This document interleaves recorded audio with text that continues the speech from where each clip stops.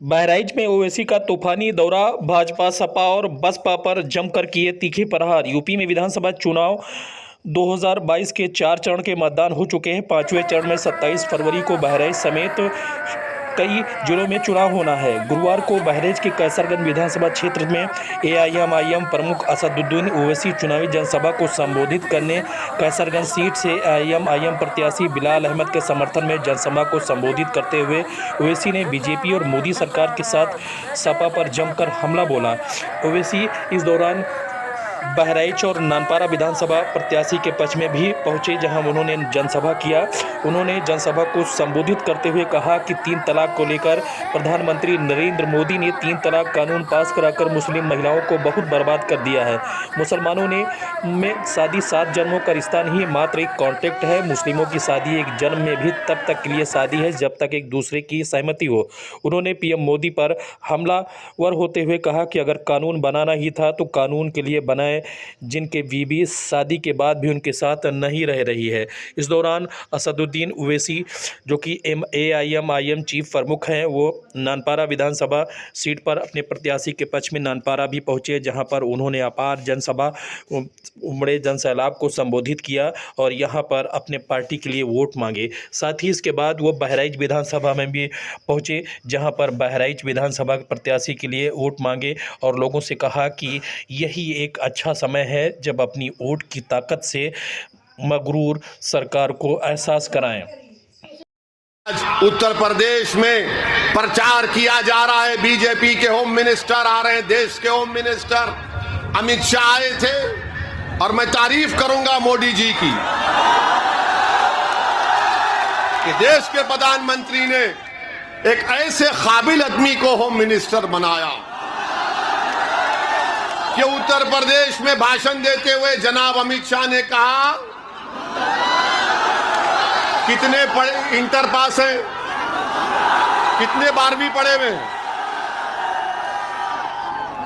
हमारी मां और बहनें भी हाथ उठा सकती हैं 12वीं पढ़े हुए।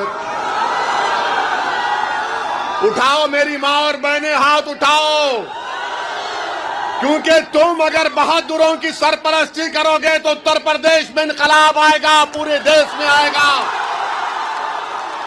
वो बहादुरी के मजारे जो कर्नाटक की बच्ची ने की, अल्लाह उसको सलामत रखे। बहादुर इसलिए बनी कि उसके माँ बाप उसको बहादुर बनाए थे।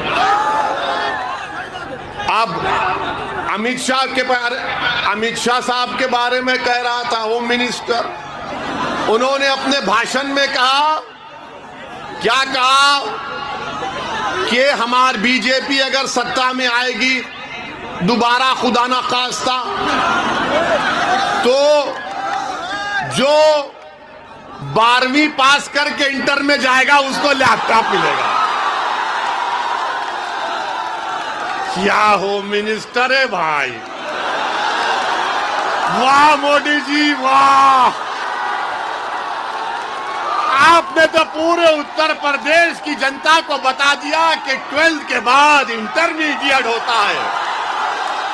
भागीदारी परिवर्तन मोर्चा के मुखालिफिन कहते ओवैसी के जनसभा में भीड़ तो मन कराती है, मगर क्या वोट में तब्दील होगा?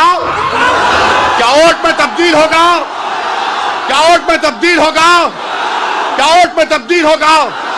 अगर वोट में तब्दील होने का आप हमसे वादा कर रहे हैं तो कहीं 27 तारीख को भूल नहीं जाना।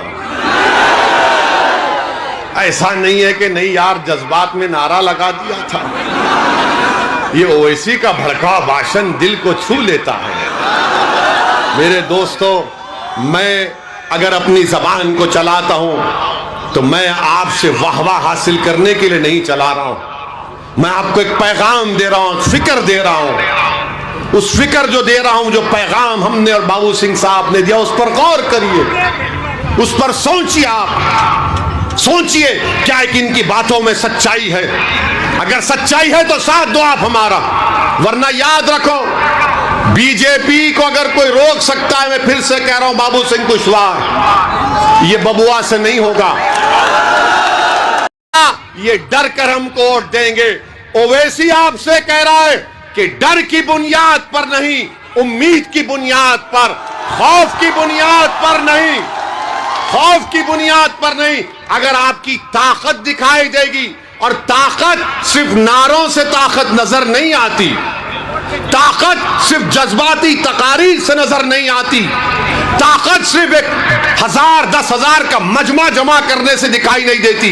जमहूरियत में, लोकतंत्र में ताकत वोट है। जब वोट की ताकत नजर आएगी तो सपा, बसपा, बीजेपी सब बोलेंगी कि अब इनसे पंगा लेना महंगा पड़ेगा। और आप इस बात को समझिए, मेरी इस बात को, अगर आप ये समझ रहे हैं कि बाज लोग आकर जो दिल्ली और लखनऊ में बैठकर आपके वोटों का सौदा करते हैं, मैं उनसे भी कहना चाह रहा हूं कि अब तुम्हारी दुकानें बंद होंगी। तुम अब तिजारत नहीं करोगे हमारे जज्बात पर, तुम हमारे वोटों की तिजारत करते हो अपनी जाती मफाद के लिए। अब एक बेदारी की लहर पैदा हो चुकी है उत्तर प्रदेश में, और वो बेदारी की लहर ये होनी चाहिए कि आप इसको वोट में तब्दील करें।